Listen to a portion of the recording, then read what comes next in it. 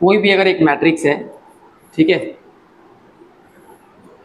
जिसमें आपको यहाँ पे एक एग्जांपल जो दिया है 0√3 माइनस का 1 और 1/2, तो आप देखो इसमें मतलब नंबर ऑफ रोज आपको इधर 4 दिख रहे हैं, लेकिन कॉलम हमारा एक ही दिख रहा है, ठीक है, कॉलम सिर्फ एक है, जबकि रोज इसमें, ठीक है, एक से अधिक दिख रहे हैं। तो यहाँ पे कॉलम मैट्रिक्स का जो बेसिक डेफिनेशन है वो ये कहता है कि अगर आप कभी भी m क्रॉस n ऑर्डर का कोई मैट्रिक्स है, अगर उसमें ये n की संख्या अगर 1 हो जाए तो ये क्या कहलाएगा, ये कहलाएगा आपका कॉलम मैट्रिक्स। कॉलम मैट्रिक्स अगर सिंपल भाषा में हम लोग इसको समझे तो ये कहता है कि एक ऐसा मैट्रिक्स है जिसके सिर्फ एक ही कॉलम होते हैं, उसी को हम लोग क्या कह देते हैं, कॉलम मैट्रिक्स। ठीक है, ये हम लोग सबसे पहला टाइप देख लिए। बात करें तो इसी तरीके से सिमिलरली हम रो मैट्रिक्स की बात कर सकते हैं। ठीक है, रो मैट्रिक्स का मतलब ये हुआ कि अगर कोई भी मैट्रिक्स है, लेट से यहाँ पे आप मान लो 1 2 3 है ना, ऐसे 5 लिखा हुआ है, तो इसमें आपको सिर्फ एक ही रो दिख रहा है, लेकिन कॉलम इसके है ना आपको 3 4 ये कुछ भी हो सकते हैं। तो यहाँ पे अगर हम m क्रॉस n अगर इसका ऑर्डर लिखे हम, तो मुझे पता होना चाहिए कि अगर m की वैल्यू अगर 1 है ना, तो ये कौन सा मैट्रिक्स होगा, ये होगा आपका रोज मैट्रिक्स। ठीक है, अगर हम इसके डेफिनेशन को समझे तो एक ऐसा मैट्रिक्स जिसमें सिर्फ एक ही रोज होते हैं, ओनली 1 रोज, इसी को हम लोग बोलेंगे रोज मैट्रिक्स। ठीक है, तो ये हमने दूसरा टाइप देख लिया, इसको हम लोग रोज मैट्रिक्स के नाम से जानते हैं। ठीक है, ये हो गया आपको रोज मैट्रिक्स। ठीक है, नेक्स्ट अगर हम बात कर ले तो यहाँ आपको ये दिख गया, रो मैट्रिक्स का मतलब हुआ जिसके पास सिर्फ एक ही रो होता है, ओनली 1 रो। ठीक है, नेक्स्ट अगर हम बात करें तीसरे नंबर पे, तो ये हमारा स्क्वायर मैट्रिक्स। स्क्वायर मैट्रिक्स का मतलब हुआ, आप इसको ऐसे समझो, स्क्वायर मैट्रिक्स। ठीक है, इसमें जो होता है एक ऐसा मैट्रिक्स जिसके अगर मैं मान के चलूं कि ये m क्रॉस n ऑर्डर का अगर कोई मैट्रिक्स है, तो ये स्क्वायर मैट्रिक्स होने का सिर्फ एक ही कंडीशन है कि m और n दोनों की संख्या क्या होना चाहिए, बराबर होना चाहिए, है ना। जैसे इधर मान लेते हैं कि ये 3 4 5 है, ठीक है, 0 1 और 2 है ना, 3 5 और 9 है, लेट से। तो मुझे दिख रहा है कि इसमें 3 रोज है और इसमें 3 हमारे पास क्या है, कॉलम है। ठीक है, तो इस जगह पे रोज और कॉलम दोनों की संख्या हमको सेम दिखाई दे रहा है। ठीक है, तो इसलिए ये कैसा मैट्रिक्स कहलाएगा, स्क्वायर मैट्रिक्स कहलाएगा। ठीक है, तो ये भी टाइप हमने देख लिया कि स्क्वायर मैट्रिक्स क्या होता है। ठीक है, matrix in which number of rows equal to number of columns is said to be a square matrix. इसलिए m क्रॉस n जो होगा be a square matrix if m is equal to n। अगर m और n दोनों आपस में बराबर है तो वो हमारे क्या होंगे, स्क्वायर मैट्रिक्स कहलाएंगे। एक एग्जांपल आप देख सकते हो। ठीक है, यहाँ पे इसको रिप्रेजेंट किया गया इस तरीके से कि आप इसको ऐसे भी लिख सकते हो, a is equal to a i j, जहाँ m cross m is a square matrix of order n, मतलब m ऑर्डर का square matrix. a11 a22 a up to जो है nn तक के लिए बात किया गया है, थोड़ा इसके बारे में आप ध्यान से समझो। Are said to be constituent the diagonals of the matrix, thus if a is equal to कुछ ऐसा दिया, then the elements of diagonal of a are 1 4 6। ये मैं आपको समझाता हूँ ये क्या है। 1 माइनस 3 है ना, जैसे 1 माइनस का 3, ठीक है, उसके बाद आपको दिया हुआ ये 1, ठीक है, 1 माइनस 3 1। सबसे पहली बात कि सर ये एक स्क्वायर मैट्रिक्स है, क्योंकि इसमें मुझे m और n दोनों बराबर दिख रहा है। पहला पॉइंट कि m is equal to n तो दिख रहा है, तो एक ऐसा मैट्रिक्स हुआ, एक स्क्वायर मैट्रिक्स हुआ। जितने भी ये स्क्वायर मैट्रिक्स होते हैं ना, स्क्वायर मैट्रिक्स, उनके अंदर अगर आप ध्यान से देखोगे तो इधर जो आपको दिख रहा है यहाँ पे इस साइड में, ये इसके कहलाते हैं डायगोनल एलिमेंट्स। क्या कहलाते हैं, डायगोनल एलिमेंट्स। ठीक है, और डायगोनल एलिमेंट्स को रिप्रेजेंट करने का एक तरीका होता है। ठीक है, इसको कैसे रिप्रेजेंट करते हैं, इसको रिप्रेजेंट करते हैं हम लोग ए आई बोल दो आप। ठीक है, यानी यहाँ हम ए आई जे लिखेंगे तो यहाँ पे हम ये बात लिखेंगे कि i इज इक्वल टू क्या होगा, j होगा। ये डायगोनल एलिमेंट्स को रिप्रेजेंट करने का तरीका है।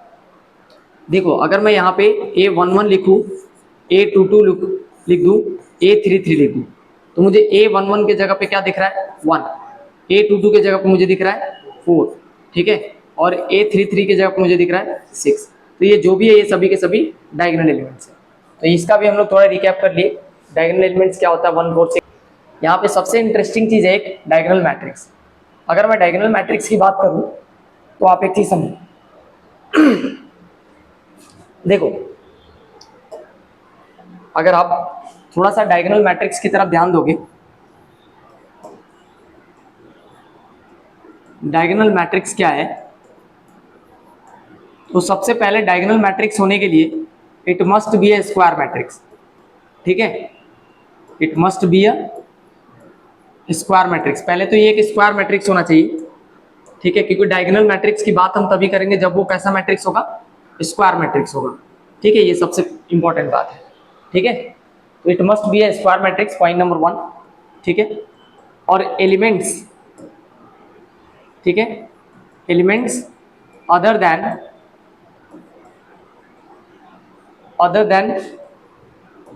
डायगोनल एलिमेंट्स आर जीरो, ठीक है। आप ध्यान रखेंगे, मतलब आप ये लगा लो कि अगर मैं 2x2 ऑर्डर का मैट्रिक्स बना रहा हूं, इधर मैं मान लो 3x3 ऑर्डर का मैट्रिक्स बना रहा हूं, इधर मान के चल रहा हूं कि 4x4 ऑर्डर का मैट्रिक्स बना रहा हूं, ठीक है, 4x4 का। तो इसमें क्या है कि यहां पे मान लो आप कैसे A B C और D लिखा हुआ है, ठीक है, यहाँ पे A B C D E और F लिखा है, G है, H है और I है। इधर A B C D E F G H I J K L M N O और P। तो यहाँ पे देखो डायगोनल एलिमेंट्स का मतलब हुआ ये वाला एलिमेंट्स, ठीक है। इसमें अगर देखा जाए डायगोनल एलिमेंट्स का मतलब ये वाला एलिमेंट्स, यहाँ पे अगर हम डायगोनल एलिमेंट्स की बात करें तो ये वाला हमारा क्या हो जाएगा डायगोनल एलिमेंट्स, ठीक है। ये जो दिख रहा है C और यहाँ पे B, इन दोनों की वैल्यू जो होनी चाहिए, ठीक है, वो 0 होनी चाहिए। यानी डायगोनल एलिमेंट्स को छोड़कर, elements other than diagonal elements का मतलब हुआ कि जो डायगोनल एलिमेंट्स है उसको छोड़ करके बाकी जितने भी एलिमेंट्स है सब 0 होना चाहिए। तो ये अगर मैं इसको बनाने जाऊं तो यहाँ पे आप ध्यान से देखो, ये वाला जो एलिमेंट्स होना चाहिए, ठीक है, इसकी वैल्यू 0 होनी चाहिए, ठीक है, और इसकी वैल्यू भी 0 होनी चाहिए। तो यहाँ पे ये भी 0 होगा और ये भी 0 होगा, इस तरीके से इस बात को समझना है आपको। तो ये 0 होना चाहिए।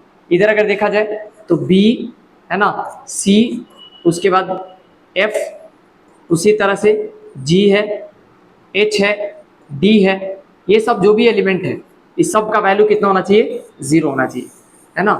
यानी ये सभी के सभी क्या होना चाहिए 0 होना चाहिए, सिर्फ A B A E I को छोड़कर। हाँ, उसी तरीके से यहाँ पे ये जितने भी एलिमेंट्स आपको दिख रहे हैं, जैसे कि आपको B दिख रहा है, C दिख रहा है, D दिख रहा है ना, इस सब की वैल्यू जो है G दिख रहा है, H दिख रहा है, उसके बाद E है, उसी तरीके से I है, J है, ठीक है, M है, N है और O है।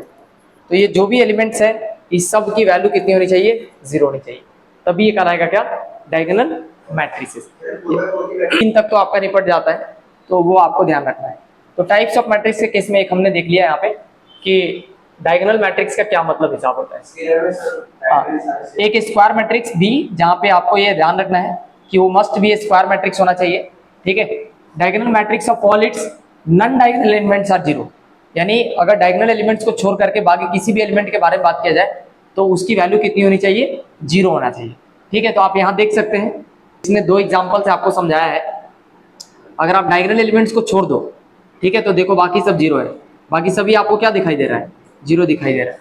सिर्फ आपको डायगोनल एलिमेंट्स में है ना दूसरे नंबर दिख रहे हैं, बाकी सभी जो है 0 होंगे। उसी तरीके से अगर बात करूं स्केलर मैट्रिक्स का, तो आप स्केलर मैट्रिक्स को पहले समझो। देखो कि मान लो कि कोई मैट्रिक्स है, ठीक है, यानी कोई बॉक्स बना हुआ है, जैसे कि आपको यहाँ पे दिख रहा है B, A दिख रहा है, B दिख रहा है, C दिख रहा है। आप देखो यहाँ पे डायगोनल मैट्रिक्स यानी ये डायगोनल का ही पार्ट है, ध्यान रखेंगे, ठीक है। Diagonal matrix it's said to be a scalar matrix if it's diagonal elements are equal, that is a square matrix. यानी b is equal to i j n cross n is said to be a scalar matrix if b i j is equal to 0 और b i j is equal to k. यहाँ पे आपको खूब अच्छे से एक बात समझना है और यहीं से आपको चीजें समझ में आ जाएगी। देखो यहाँ पे एक सेट मैट्रिसेस दिया है जिसके अंदर सिर्फ एक एलिमेंट है, कितना 3 यहाँ पे दिया है, ये दोनों आपको सेम दिख रहा है ना, बाकी 0 दिख रहा है। देखो ये भी हमारा क्या है, स्क्वायर मैट्रिक्स, ये भी स्क्वायर मैट्रिक्स, ये भी स्क्वायर मैट्रिक्स। इसमें ये भी एक डायगोनल एलिमेंट्स डायगोनल मैट्रिक्स कहलाएगा, ये भी डायगोनल मैट्रिक्स कहलाएगा और ये भी डायगोनल मैट्रिक्स कहलाएगा, तीनों डायगोनल मैट्रिक्स कहलाएगा। लेकिन यहाँ पे एक बात समझो, देखो ये आपको क्या है 0 0 दिख रहा है, इधर भी 0 0 दिख रहा है, इधर भी 0 0 दिख रहा है, इधर ये दोनों देखो ध्यान से, यानी ये दोनों एलिमेंट आपस में क्या है, बराबर है, और ये सभी एलिमेंट आपस में क्या है, बराबर है। अगर मैं सिंपल भाषा में आपको समझाऊं तो आप याद रखिएगा स्केलर मैट्रिक्स का मतलब ये होता है कि जिसके डायगोनल एलिमेंट्स आपस में क्या होते हैं, बराबर होते हैं, ठीक है। अगर डायगोनल एलिमेंट्स आपस में बराबर होंगे तो सभी के सभी क्या कहलाएंगे, स्केलर मैट्रिक्स कहलाएंगे, ठीक है। यहाँ पे आप देख सकते हैं कि यहाँ पे दिया है एग्जाम्पल के लिए A B C are scalar matrices of order 1 2 3 respectively. ये पहले ऑर्डर का है, ये दूसरे ऑर्डर का और ये तीसरे ऑर्डर का यहाँ पे मैट्रिसेस दे रखा है स्केलर मैट्रिक्स, ठीक है। उम्मीद करते हैं कि ये बात भी समझ में आपको आ गया है, ठीक है। आप ध्यान रखेंगे क्योंकि ये भी एक डायगोनल मैट्रिक्स का पार्ट है तो हमारा डायगोनल एलिमेंट छोड़ करके बाकी सभी 0 होना चाहिए। ये बराबर अगर है तो वो एक नया टाइप लेकर के बन जाता है और इसी को हम लोग क्या बोल देते हैं, है ना, इसको स्केलर मैट्रिक्स का नाम हम लोग दे देते हैं और दूसरी कोई बात नहीं है। याद रखेंगे if it's diagonal elements are equal, अगर उसके डायगोनल एलिमेंट्स इक्वल है देन वो क्या कहलाएगा, वो कहलाएगा स्केलर मैट्रिक्स, ठीक है। नेक्स्ट आते हैं आइडेंटिटी मैट्रिक्स के बारे में। देखो आइडेंटिटी मैट्रिक्स के लिए आपको मैं एक चीज समझा रहा हूं, आप ध्यान देना। देखो अगर मैं आइडेंटिटी मैट्रिक्स की बात करूं तो देखो ये यहां पे इसके अंदर हमने एक ऑर्डर का 1 क्रॉस 1 का मैट्रिक्स बनाया लेट से, ठीक है। एक बी बनाते हैं लेट से हम लोग, ठीक है। यहाँ 2 क्रॉस 2 का 2 बाई 2 का मैट्रिक्स है, ठीक है। उसी तरीके से सी बनाते हैं 3 क्रॉस 3 का। इधर आपको क्या करना है, देखो यानी हम लोग यहाँ पे आइडेंटिटी मैट्रिक्स की बात कर रहे हैं, ठीक है। आइडेंटिटी मैट्रिक्स, देखो आइडेंटिटी मैट्रिक्स में हम लोग क्या देख रहे हैं कि सर इसके डायगोनल एलिमेंट जो होने चाहिए वो इक्वल टू 1 होना चाहिए, ठीक है। बाकी सभी एलिमेंट क्या होना चाहिए, 0 होना चाहिए। मतलब अगर मैं इसको रिप्रेजेंट करने जाऊं तो यहाँ पे देखो आपको मैं दिखा रहा हूं, देखो एक इसमें क्या होता है, डायगोनल एलिमेंट को रिप्रेजेंट करने का मतलब है कि आप पहले नंबर पे ए आई जे, जहां पे आप ये बताएंगे कि आई इज इक्वल टू जे, है ना, तो ये कौन सा एलिमेंट हो गया, ये सभी के सभी रिप्रेजेंट कर रहा है डायगोनल एलिमेंट्स को, किसको, डायगोनल एलिमेंट्स को। और याद रखना है आपको कि डायगोनल एलिमेंट्स जो होना चाहिए वो मस्ट बी इक्वल टू 1 होना चाहिए। क्या होना चाहिए, 1, तभी ये क्या कहलाएगा, ये कहलाएगा आइडेंटिटी मैट्रिक्स, ठीक है, आइडेंटिटी मैट्रिक्स, ठीक है। इसके अलावा जो है इसमें दूसरा बात समझिए, ठीक है। एक जो होता है ए आई जे वाला पार्ट, जहां पे आई की वैल्यू ना जे से बड़ी होती है, और उसी तरीके से तीसरे नंबर पे एक छोटा सा चीज समझो आप, ए आई जे जहां पे आई की वैल्यू ना जे से छोटी होती है। तो देखो इसमें मैं आपको एक छोटा सा चीज समझा रहा हूं, पहले आप देखो। जैसे आप मान लो यहाँ पे कि जैसे इधर हमने 1 2 3 4 5 6 7 8 9 ऐसे लिखा है, ये हमारे डायगोनल एलिमेंट्स हैं, ठीक है। पहले पहचानने आना बहुत जरूरी है, ठीक है। तो देखो अगर आपसे पूछा जाए A11 A22 और A33, तो आप इसमें बिना टाइम वेस्ट किए बता दोगे इसको कि सर देखो इसके जगह पे 1 आएगा, इसके जगह पे 5 और इसके जगह पे 9 आएगा। लेकिन इधर वाला जो एलिमेंट्स है आप ध्यान से देखो, ये अगर A11 है तो ये क्या होगा, ये 1 2 है, A13 है ना। उसी तरीके से अगर मैं ये पूछूं कि ये क्या है, तो A21, A22 और A23, तो A23 दिख रहा है आपको। उसी तरीके से अगर मैं इस एलिमेंट्स के बारे में बात करूं तो आप इसको ध्यान से देखना, ये हमारे पास A21 है, इसको देखा जाएगा तो A31 है और यहाँ पे A32 है। तो देखो आपको मैं एक चीज समझा रहा हूं, इधर क्या है, मतलब I is equal to J दिख रहा है, दिख रहा है ना, यहाँ पे ये दोनों नंबर आपस में क्या दिख रहा है आपको, सेम दिख रहा है। लेकिन यहाँ अगर आप बहुत ध्यान से देखोगे, ठीक है, तो ये जो I है ना, I ये छोटा है किससे, J से। तो I छोटा दिख रहा है आपको, यहाँ देखो ध्यान से, I हर बार क्या है, छोटा है किससे, J से। तो ये याद ध्यान रखना है कि इस केस में हमारा I छोटा होता है J से। इसको हम लोग अपर ट्रायंगुलर मैट्रिक्स कहते हैं, अपर ट्रायंगुलर मैट्रिक्स। ये मैट्रिक्स का अपर वाला पार्ट बनता है कब, अगर I की वैल्यू छोटी है किससे, J से। ठीक है, अगर मैं आपको ना एक इससे सिमिलर मैं आपको एक डुप्लीकेट मैट्रिक्स बना के दिखाता हूं ताकि आपको यहां से ध्यान रहेगा, A11, A12 और A13, उसी तरीके से A21, A22 और A23, A31, A32 और A33। आप ध्यान से देखो, ये तो आपके डायगोनल एलिमेंट्स हो गए, ठीक है। यहाँ पे आप देख लो, इस पूरे बॉक्स में आपको I की वैल्यू क्या दिख रही है, छोटी दिख रही है किससे, J से। यहाँ देखो ये I1 है तो ये 2 है, ये 1 है, ये 3 है, ये 2 है और ये 3 है। तो इसका नाम हो जाता है अपर ट्रायंगुलर मैट्रिक्स। इसको देखोगे आप ध्यान से, जहां पे आपको ये दिख रहा है कि सर I की वैल्यू ना बड़ी है किससे, J से, इसमें, तो ये कहलाता है lower triangular matrix. Lower triangular matrix, ये एनसीईआरटी में ऐसे लिखा नहीं है, बट आपको इसको पता होना चाहिए, है ना, ट्रायंगुलर मैट्रिक्स। अब हम लोग चूंकि पढ़ रहे थे आइडेंटिटी मैट्रिक्स, तो इस पे आते हैं। तो जो लोअर ट्रायंगुलर मैट्रिसेस है और जो अपर ट्रायंगुलर मैट्रिसेस है, इट मस्ट बी 0, ठीक है। और सिर्फ जो डायगोनल हमारे एलिमेंट्स होने चाहिए वो इक्वल टू क्या होना चाहिए, 1 होना चाहिए। ऐसे मैट्रिक्स को हम लोग क्या बोल देते हैं, आइडेंटिटी मैट्रिक्स, ठीक है। तो ये आइडेंटिटी मैट्रिक्स कहलाता है, यानी इस केस में इसकी वैल्यू भी 0 होनी चाहिए और इसकी वैल्यू भी 0 होनी चाहिए। अगर ये तीनों कंडीशन फुलफिल कर रहा है तो it must be a identity matrix. यही क्या कहलाएगा, आइडेंटिटी मैट्रिक्स। यानी इन दोनों की वैल्यू जहां जहां I J बराबर है उस जगह पे 1 होना चाहिए, चाहे ऊपर देखे या नीचे देखे इसकी वैल्यू हमेशा 0 होना चाहिए, ठीक है। तो ये कहलाएगा आइडेंटिटी मैट्रिक्स। तो अगले टाइप में हम लोग आइडेंटिटी मैट्रिक्स को भी कवर कर लिए हैं। नेक्स्ट आते हैं, इस बात को समझते हैं हम लोग, ठीक है। यहाँ पे आपको एक ऑब्जर्वेशन है, उसको ध्यान से देखना है। इसने कहा है कि जो भी स्केलर मैट्रिक्स होता है, अगर वो एक आइडेंटिटी मैट्रिक्स होगा तो इसका मतलब हुआ कि k इज इक्वल टू 1, उसकी वैल्यू आपको 1 ही देगी। But every identity matrix is clearly as a scalar matrix, ठीक है। जितने भी आइडेंटिटी मैट्रिक्स है उसको स्केलर मैट्रिक्स की तरह ट्रीट किया जाता है। एक जीरो मैट्रिक्स है, मुझे नहीं लगता इसको बताने की जरूरत है फिर भी, यानी जिसके सारे के सारे एलिमेंट्स क्या होने चाहिए, 0 होने चाहिए। इसमें कंडीशन ये है कि यहाँ पे ये जरूरी नहीं है कि ये स्क्वायर मैट्रिक्स होगा, ये कोई भी मैट्रिक्स हो सकता है। आप देख लो, ये स्क्वायर मैट्रिक्स नहीं है, ये 2x3 ऑर्डर का है, ठीक है। तो ये जरूरी नहीं है। Matrix is said to be zero matrix या नल मैट्रिक्स आप इसको बोल सकते हो, वाइड मैट्रिक्स बोल सकते हो, ठीक है, जिसके सारे के सारे एलिमेंट्स क्या होने चाहिए, 0। If all its elements are 0, जिसके सारे के सारे एलिमेंट 0 होंगे वो हमारा क्या कहलाएगा, जीरो मैट्रिक्स कहलाएगा। इक्वलिटी ऑफ मैट्रिसेस के कल के क्लास में हमने बात किया था, ठीक है। हाँ, दो मैट्रिक्स हमारा आपस में इक्वल कब होगा, जब उनका ऑर्डर क्या होगा, सेम होगा। और अगर ऑर्डर सेम होगा तो उसके कॉरेस्पॉन्डिंग एलिमेंट्स आपस में क्या होते हैं, बराबर होते हैं, ठीक है। इस पे हमने क्वेश्चन भी किया था, सारा का सारा कॉन्सेप्ट हमने इस पे डिस्कस कर लिया है, ठीक है। इसमें जो है ये एक्सरसाइज हमने फिनिश भी कर लिया और टाइप ऑफ हमने ये भी देख लिया। आज की क्लास में हम लोग को ऑपरेशन ऑन मैट्रिसेस में देखना है, तो हम लोग इस पे आते हैं।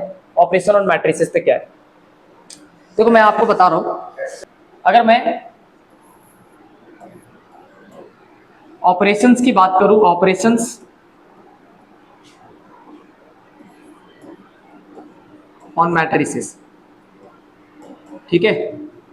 तो आप ध्यान से देखो, अगर मैं बात करूं तो मैथमेटिक्स में ऑपरेशन का मतलब होता है या तो एडिशन की बात होगी, ठीक है, या तो सब्ट्रैक्शन की बात होगी, ठीक है, तीसरे नंबर पे मल्टीप्लिकेशन की बात होगी,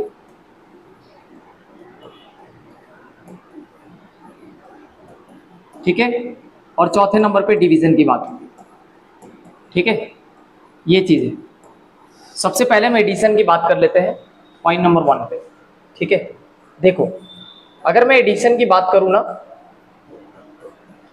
तो आप ध्यान रखना, पहला पॉइंट कि हम दो मैट्रिक्स को ऐड कब कर सकते हैं, ठीक है।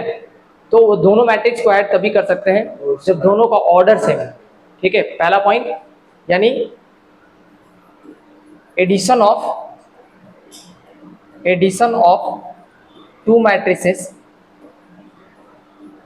Matrices are possible only both matrices have same order, ठीक है। ध्यान रखेंगे, यानी अगर हमसे कहा जाए यहाँ पे 2, 3, 4 और 5, ये आपको दिख रहा है एक ए मैट्रिक्स है, ठीक है। उसी तरीके से एक दूसरा मैट्रिक्स है बी, ठीक है। जैसे मान लेते हैं कि 3, 4, 5 और 6, तो मुझे इसका ऑर्डर दिख रहा है 2/2 और इसका भी ऑर्डर दिख रहा है 2/2। आप क्या करोगे कि अगर आपसे दो मैट्रिक्स को जोड़ने के लिए कहा जा रहा है, ए प्लस बी को जब आप जोड़ोगे तो जो आंसर आएगा वो भी एक मैट्रिक्स ही आएगा, सेम ऑर्डर का आएगा। तो सी जो आंसर आएगा मस्ट बी, है ना, must be of same order, इसका भी ऑर्डर सेम होगा। अच्छा, ये इस तरीके से बताने के पीछे का कुछ फायदा भी है। अगर मैं ए और बी दोनों को ऐड कर दूं तो आप देखो ध्यान से, ए प्लस बी क्या आ रहा है, यानी दोनों को अगर जोड़ा जाए तो 2 और 3 5। देखो, आप इस एलिमेंट को इससे जोड़ोगे, इसको इससे जोड़ोगे, इसके साथ इसको ऐड करना है और आपको इसके साथ इसको ऐड करना है। कॉरेस्पॉन्डिंग एलिमेंट्स का ही सम किया जाता है, ठीक है। 3 और 2 5, 4 और 3 7, उसके बाद 5, 4 9 और 6 और 5 11, ठीक है। ये जो होगा ये दोनों मैट्रिक्स का सम आएगा, जिसको हम रेट से क्या मान लिए, सी मैट्रिक्स मान लिए। और इसको अगर आप चेक करोगे तो इसका भी ऑर्डर कितना होगा, 2x2 ही होगा, ठीक है। तो हमने क्या देखा यहाँ पे, हमने ये देखा कि सर देखो, अगर सेम ऑर्डर के मैट्रिक्स को जोड़ते हैं तो आंसर में भी सेम ऑर्डर का ही हमको मैट्रिक्स मिलता है, ठीक है। ये बात आपको एडिशन के लिए ध्यान रखना है। ये सेम रूल ना सब्ट्रैक्शन के लिए भी लागू होता है, ठीक है। सब्ट्रैक्शन एक्चुअल में कुछ होता नहीं है, आप ध्यान रखना। अगर मैं सब्ट्रैक्शन की बात करूं, सब्ट्रैक्शन का मैं जो तरीका सिखा रहा हूं उस पर आप ध्यान देना। सब्ट्रैक्शन एक्चुअल में कुछ होता नहीं है, ऑल्सो पार्ट ऑफ एडिशन। मतलब ये आप ये ध्यान रखना कि ये भी एक तरह का एडिशन ही होता है, ठीक है। एक तरह का एडिशन होता है। कैसे होता है मैं सिखा रहा हूं, देखना। एक एग्जाम्पल से समझो आप। पहले मैं मान के चलता हूं कि एक ए है जिसके अंदर मान लो 2 है, 3 है, 5 है और 7 है, ठीक है। ये एक मैट्रिक्स है 2/2 का। एंड दूसरा जो मैट्रिक्स है वो बी है, वो लेट से 5 है, माइनस का 6 है, ठीक है। 5 माइनस का 6 है, ठीक है। ये रहा दो क्वेश्चन, ए और बी, ठीक है। और इस दोनों के लिए हमें कहा गया है कि एक बार आपको ऐड करना है, एक बार सब्ट्रैक्ट करना और एक बार आपको क्या करना है ना, इसको बी माइनस का ये करना है, ठीक है। मैं डायरेक्टली क्वेश्चन आपको लिख के दिखा रहा हूँ। आप ये ए लिखोगे, ठीक है। अब आप क्या करना, माइनस का जो बी लिखोगे। आप डायरेक्ट ऐसे भी कर सकते हो, लेकिन मैं आपको जो सिखा रहा हूँ उस पर आप थोड़ा ध्यान देना, ठीक है। वो आपके लिए थोड़ा फायदेमंद होगा, ठीक है। देखो, ये जो सवाल है, जैसे 2 है, 3 है, 5 है, 7 है, यहाँ पे 5 माइनस का 6 है, 3 है और 2 है। आप इनको जोड़ोगे तो देखो 5 और 2 कितना होगा, 7, ठीक है। 3 में से 6 जाएगा, माइनस का 3 आएगा। यहाँ पे 5 और 3 कितना होगा, 8, और उसके 7 और 2 कितना होगा, 9। ये जो नया मैट्रिक्स आया है ना, ये मान लो कि कोई एक नया मैट्रिक्स है, इसका नाम आप दे दो कि सी मैट्रिक्स आया है। इसका भी ऑर्डर वही है जो यहाँ पे ऑर्डर है। ये भी 2x2 का, ये भी 2x2 का, और जो फाइनली आंसर है ये भी 2x2 का। सवाल क्या है कि देखो, मैं आपको ये बता रहा हूँ कि जैसे इसमें 2 लिखा है, इसमें 3 लिखा है, 5 लिखा है, 7 लिखा है, इधर 5 है, माइनस का 6 है, 3 है और 2 है। बी लिखना है, मतलब 5 लिखना है, माइनस का 6, 3 और 2 लिखना है। इस वाले बॉक्स में 2, 3, 5 और 7 लिखना है, ठीक है। देखो अभी क्या है, इसको सीधा आप इसमें से घटा सकते हो, कोई दिक्कत नहीं, लेकिन असल में वो तरीका सही नहीं है। क्यों नहीं सही है, तो वो उस पर हम बात करते हैं। देखो क्या है, मतलब अगर इसको हमें जोड़ना है तो कैसे जोड़ना है मैं वो तरीका समझा रहा हूँ। आप क्या करोगे, पहले ए लिखोगे, ठीक है, ए वाला जो भी बॉक्स है, और प्लस लिखोगे और ऐसे -1 लिख करके ऐसे बी लिखोगे, ठीक है। लिखने का तरीका ये है। अभी आपको पता है प्लस माइनस क्या हो जाएगा, माइनस हो जाएगा, बात वही लिखा हुआ है। यानी अगर हमको इसको सॉल्व करना है तो इसको कैसे सॉल्व करना है, तो आपको यहाँ पे प्लस करना है और इसके आगे क्या करना है, -1 से पहले मल्टीप्लाई करना है। बात वही है, ऐसा नहीं है कि चीजें बदल जाएगा। अगर हम क्या कर ले, इसको जैसे हम अंदर की तरफ इसके साइन को रखेंगे तो हमको क्या दिखाई देगा, ये आप देखो। आपको एक बॉक्स में तो अभी भी 2 दिखाई दे रहा है, 3 दिखाई दे रहा है, उसके 5 और 7 दिखाई दे रहा है, 5 है और 7 है। लेकिन अब चूंकि देखो आप ध्यान से, यहाँ प्लस लिखना है और अब जो आप नया बॉक्स बनाओगे उसमें आप इस -1 से सब में मल्टीप्लाई करोगे, तो ये बन जाएगा -5, ठीक है, ये प्लस का 6 बन जाएगा, ठीक है। ये आपको -3 और -2 बन जाएगा, -3 और -2। देखो मैं आपको इसलिए बोला हूं कि सब्ट्रैक्शन भी एक तरह का एडिशन ही है, क्योंकि सब्ट्रैक्ट नहीं कर रहे हैं। देखो अभी हम इन दोनों को क्या कर रहे हैं, ऐड कर रहे हैं।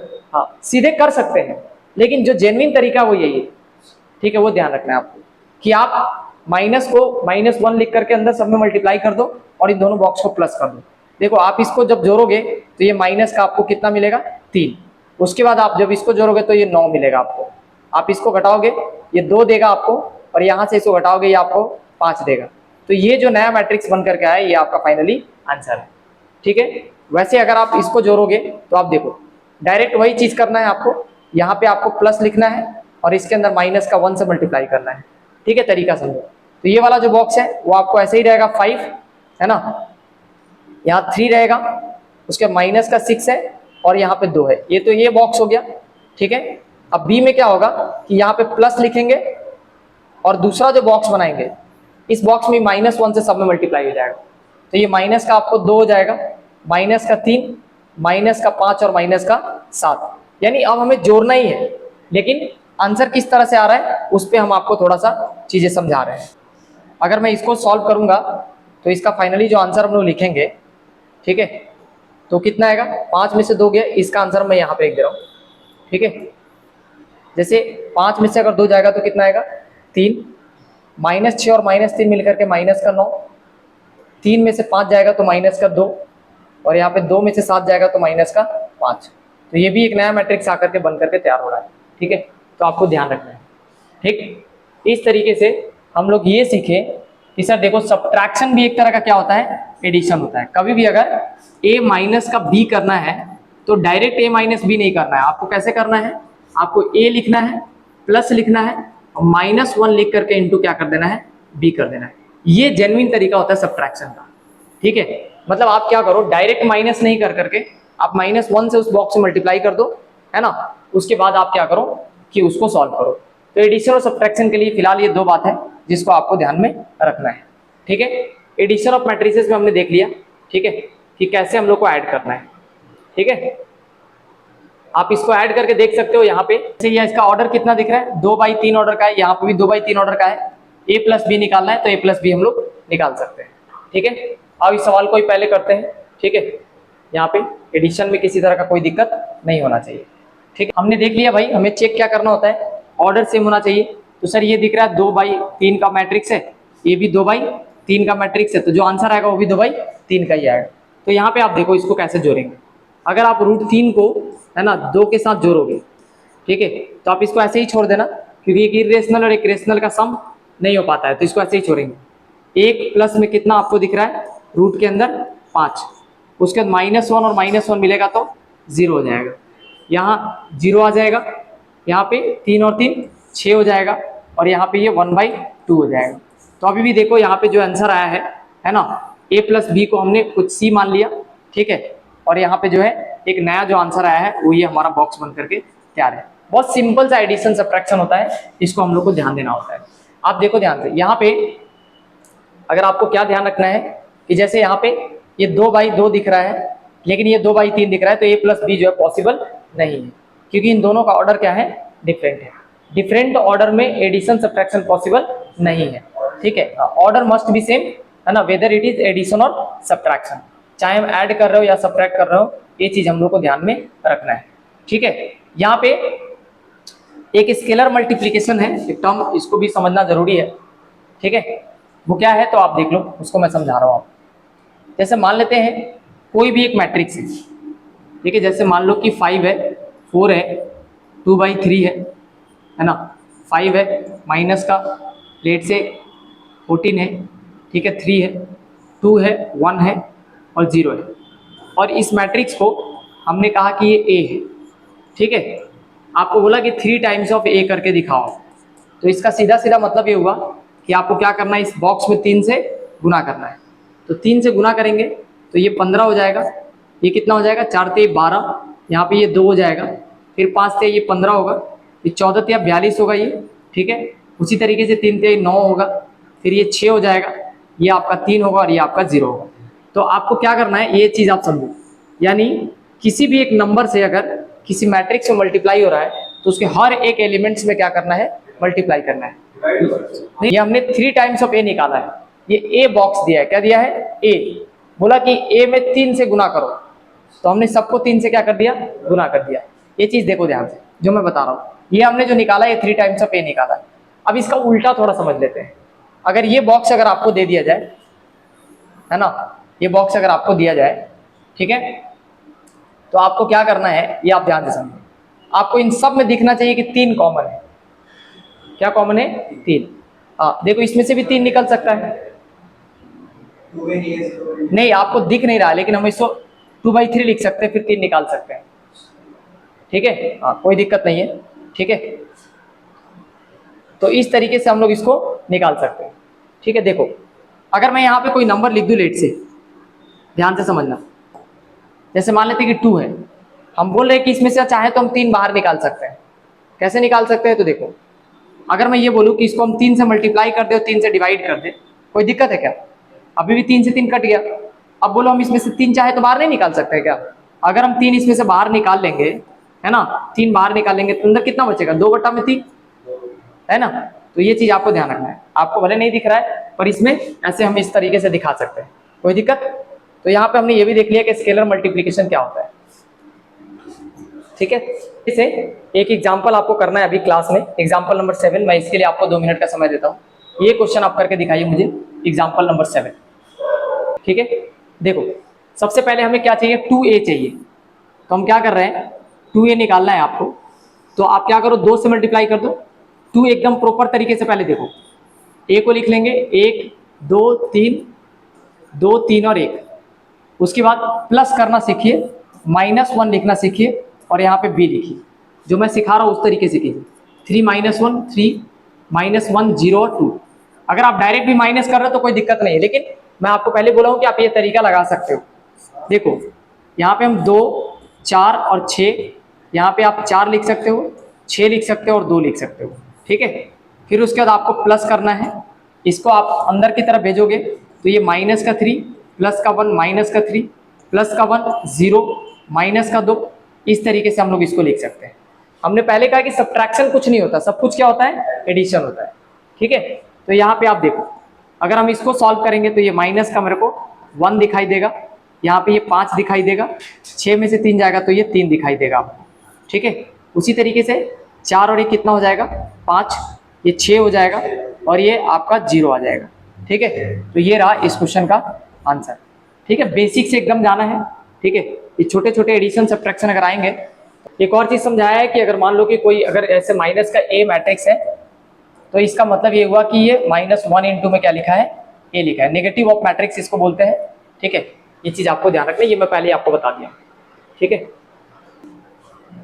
कुछ प्रॉपर्टीज ऑफ मैट्रिक्स है, आप इसको देख लो, मैं आपको समझा रहा हूँ।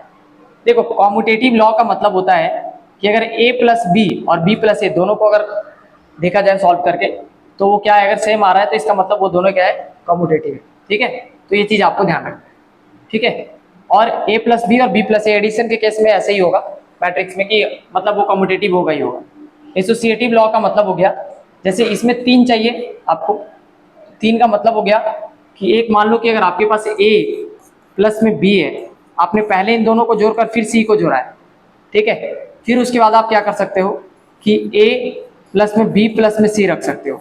यानी देखो इसको कहते हैं एसोसिएटिव, मतलब आप एसोसिएट कर सकते हो उसको, ठीक है, अरेंज कर सकते हो दोनों को एक साथ। मैं वापस से समझा दे रहा हूँ, एक बार ध्यान से इधर देख लो पहले, ठीक है। एसोसिएटिव का मतलब हुआ कि आप एक बार a प्लस बी को c के साथ जोड़े हो, और एक बार यानी इन दोनों को पहले जोड़ करके फिर इनके साथ जोड़ो, चाहे इन दोनों को जोड़कर फिर इसके साथ जोड़ो, दोनों का आंसर क्या आएगा, सेम आएगा। मतलब हमारा ये जो है एक तरह से कह सकते हैं कि ये associative. Existence of additive identity. Additive identity का मतलब आपको समझना है। देखो संख्या में अगर हम लोग a ले लेते हैं और प्लस में एक कोई मैट्रिक्स ले लेते हैं, ठीक है, और तभी भी अगर इसका आंसर a ही आता है तो ये वाला जो कहलाएगा ये एडिटिव आइडेंटिटी कहलाएगा। एडिटिव आइडेंटिटी, ठीक है, ये चीज का आपको ध्यान रखना है, ठीक है। एडिटिव इनवर्स क्या होता है, तो यहाँ पे देखो आप, एडिटिव इनवर्स का सिंपल मतलब ये हुआ कि जैसे अगर आपने क्या किया, आपको क्या करना है, ये देखो असल में ये एक तरह से जीरो ही है, यानी आप एक ऐसा मैट्रिक्स जोड़ रहे हो जिससे उसकी आइडेंटिटी नहीं बदल रही है, वही है तब भी और अभी भी वही है।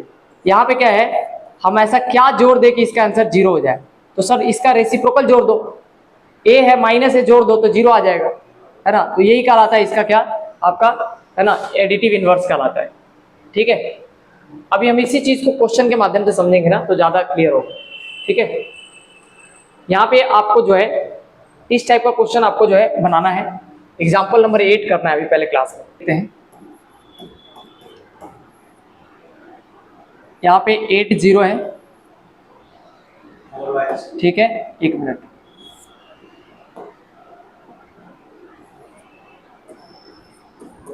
और ये 36 है ना, ठीक है। अगर मैं बी मैट्रिक्स की बात करूं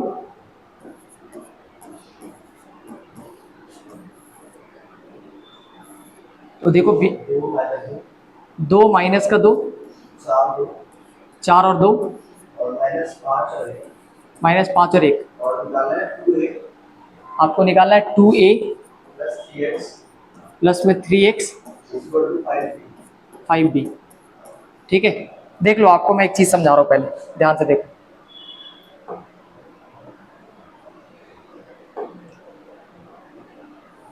ये अपने पास एग्जाम्पल नंबर 8 है, ठीक है। आप एक चीज देखो, यानी फाइंड मैट्रिक्स x, इस x की वैल्यू आपको बताना है, कुछ नहीं करना है आपको, जैसे जैसे बोला है ना वैसे वैसे चलना शुरू कर दो। देखो यहाँ पे 2 लिखो और ये जो बॉक्स है ना इस बॉक्स को लिख लो आप, यानी 8 0 4 माइनस का 2 3 और 6, उसके बाद प्लस में 3 लिख लो, और यहाँ पे क्या कर लो आप, एक डुप्लीकेट मैट्रिक्स बनाओ सेम ऑर्डर का, क्योंकि एडिशन होने का मतलब है कि इसका ऑर्डर क्या है, सेम। तो आप इसमें क्या करो, A11 लिख लो, A12 लिख लो, A21 लिख लो, A22 लिख लो, A31 और A32, कोई दिक्कत इसमें। बराबर आपको बोला है 5 टाइम्स ऑफ B लिखना है, तो आप क्या कर लो, B की जगह पे आपको दिख रहा है 2 माइनस का 2, यहाँ पे 4 दिख रहा है, फिर यहाँ पे आपको 2 दिख रहा है, ठीक है, उसके बाद माइनस का 5 है और 1 है, ठीक है।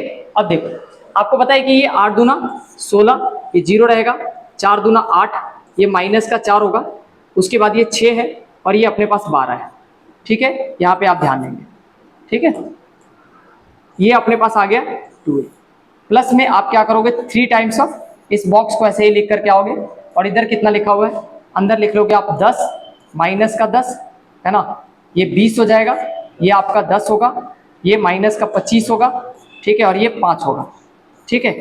अब आप ध्यान से देखो, आपको ये बॉक्स निकालना है, मतलब 3 टाइम्स ऑफ ये वाला बॉक्स आपको दिख रहा है, ठीक है। अब क्या करो, आप इसको इधर लेकर के आओगे तो ये माइनस का हो जाएगा, यानी इस डब्बे में, ठीक है, और माइनस का इस डब्बे में जो चल रहा है उसको हम लोग करेंगे, ठीक है। उस डब्बे में जो दिख रहा है आप ध्यान देंगे, पहले हमने क्या किया, इसको यहीं रहने दिया, इसको यहाँ पे रहने दिया और उसको इधर ले आया। तो पहले इधर जो है उसको लिख लेते हैं, ये हमने अभी बोला था 10 है, ठीक है, फिर ये माइनस का कितना है, ये माइनस का 10 है, 5 दूना 10, 5 दूना माइनस का 10, ये थोड़ा सा इसको आप क्या कर लो, ऐसे 10 लिख लो तरीके से, ठीक है। उसके बाद आपको क्या दिख रहा है, यहाँ पे 20 दिख रहा है, और यहाँ पे क्या दिख रहा है 10 दिख रहा है आपको। नीचे कितना है, माइनस का 25 है, और कितना दिख रहा है, 5 दिख रहा है आपको। इधर आप लिख लोगे, देखो इधर ये प्लस का है, जब इधर आएगा तो ये माइनस का हो जाएगा। तो माइनस हमने पहले लिख दिया है, आपको सीधा क्या करना है, 16 लिखना है, 0 लिखना है, उसके बाद 8 लिख लेना है, माइनस का 4 लिख लेना है, देन क्या है 6 और 12 है। ठीक है, अब देखो इधर अपने पास पहले भी A11 था, ठीक है, A12, A21, A22, A31 और A32। ठीक है, कोई दिक्कत है यहाँ पे? देखो इसको पहले आप सॉल्व करो, इसको सॉल्व करोगे तो देखो ये प्लस होना चाहिए, -1 होना चाहिए ना, यही मैं आपको तरीका सिखा रहा हूँ। तो ये एक बार आपको और मेहनत कर लेना है। ठीक है, देखो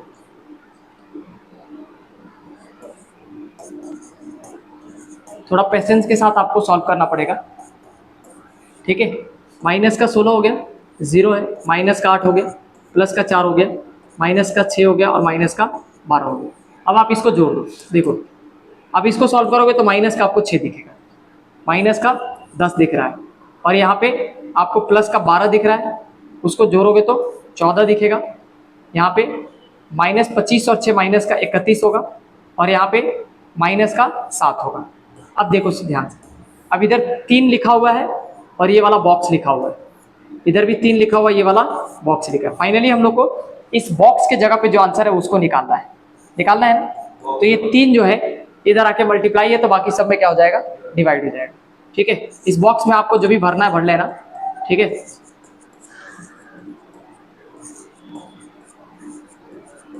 ठीक है, भर लोगे ना? ठीक है,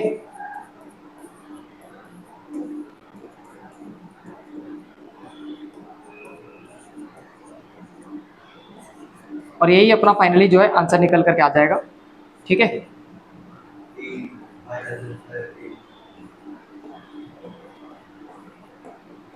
अब देखो यहाँ से अपने को क्या करना है, डिवाइड करना है। तो डायरेक्ट डिवाइड कर करके आंसर लिख देते हैं फाइनली।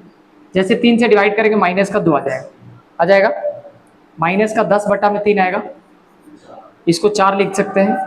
यहाँ पे 14 बटा में कितना आएगा, 3, माइनस का 31 बटा में 3, और आप माइनस का 7 बटा में 3। ये रहा इस सवाल का आंसर। तो ये जो आया है फाइनली एक्स जो आया है, ये पूरा हमारा क्या है, एक्स है। तो अगर आपसे पूछा जाए कि फाइनली एक्स क्या है, तो हेंस आप लिख लेना एक्स बराबर जो भी आपको आंसर में आया आप इस बॉक्स में लिख दोगे। ठीक है, तो इस तरीके से इस सवाल को करना है। मतलब बेसिक जो ऑपरेशन है अलजेब्रा का वही आपको करना है, इसमें ज़्यादा दिमाग लगाने की जरूरत नहीं। ठीक है, अगली देखोगे आंसर तो आपको यही मिलेगा। ठीक है, आप चेक कर लो। ठीक है, -2 -10 बटा 3। ठीक है, यहाँ पे जो आपको दिख रहा है वो कितना दिख रहा है, 4 और 14 बटा 3, -31 बटा 3 और माइनस का 7/3। ठीक है, तो आप इस तरीके से भी इसको कर सकते हो। ठीक है, चलो अगर मैं आगे की बात कर लूँ तो a + y दिया है, x - y दिया है, इसको करना है एग्जाम्पल नंबर 9 पे। पहले क्वेश्चन लिखो आप। ठीक है, x और y निकालना है आपको, फाइंड करना है x और y। x + y की वैल्यू दे रखा है और x - y की वैल्यू दे रखा है। आपको ना x + y दिया है, x प्लस में y, इसकी वैल्यू आप मुझे बताओ, और एक बार x माइनस का y दिया है। ठीक है, ये आपका एग्जाम्पल नंबर 9 है। ठीक है, इसको देखना है। अगर मैं देखूं तो पहले दिया 5 2 0 9, 5 2 0 और 9। इसमें क्या दिया है, इसमें दिया 3 6 0 -1, 3 6 0 और माइनस का 1। ठीक है, एग्जाम्पल नंबर 9। ठीक है, आप 1 मिनट का समय लो और इसको ट्राई करो, फिर मैं आपको सिखाता हूँ। देखो एक छोटा सा चीज समझाता हूँ, ऐसे एग्जाम्स में क्वेश्चंस आने के चांसेस होते हैं। ठीक है, देखो आप क्या करो, आपसे क्या पूछा सवाल में, फाइंड करना है आपको एक्स एंड वाई, एक्स और वाई की वैल्यू आपको बताना है। तो आप क्या करो, देखो अगर हम इन दोनों को जोड़ देंगे ऐसे, यहाँ ध्यान दो, अगर मैं इन दोनों को जोड़ूंगा तो देखो तो वाई से वाई खत्म हो जाएगा, एक बार एक्स मिलेगा तो 2 बार एक्स। और इधर अगर इन दोनों बॉक्स को हम जोड़ेंगे तो 5 और 3 कितना होगा, 8, 6 और 2 कितना होगा, 8। इधर तो 0 दिख रहा है, 9 में से 1 जाएगा तो कितना आएगा, 8। अभी x चाहिए ना आपको, x की वैल्यू, तो आप इस सबको 2 से डिवाइड करो। 2 से डिवाइड करोगे तो इधर आपको 4 4 0 और 4 दिखाई देगा। x की वैल्यू निकल गई। अब आप देखो ध्यान से,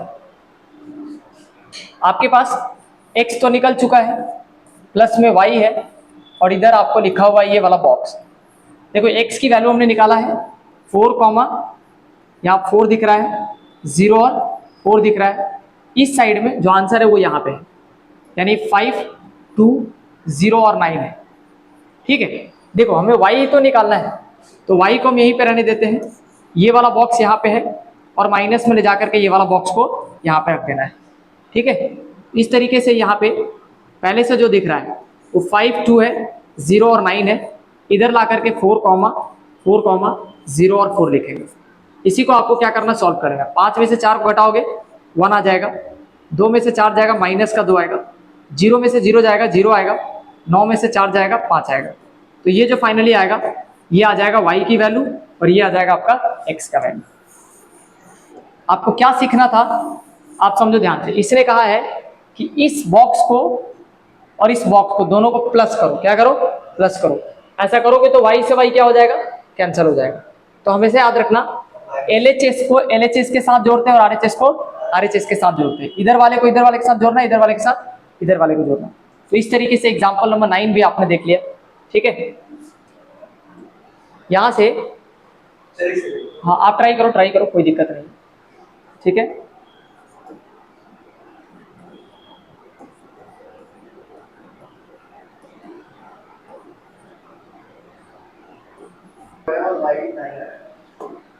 देख लेते हैं, चेक कर लेते हैं।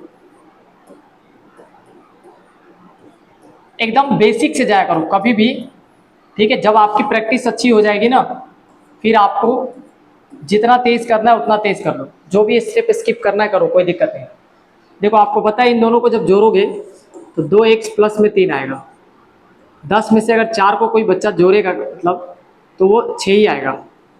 ठीक है, 14 प्लस 1 15 हो गया, और यहाँ पे 2y माइनस 6 में से अगर 2 जोड़ रहे हैं तो 2y माइनस का 4 आएगा। ठीक है, ये बात आपने समझ लिया।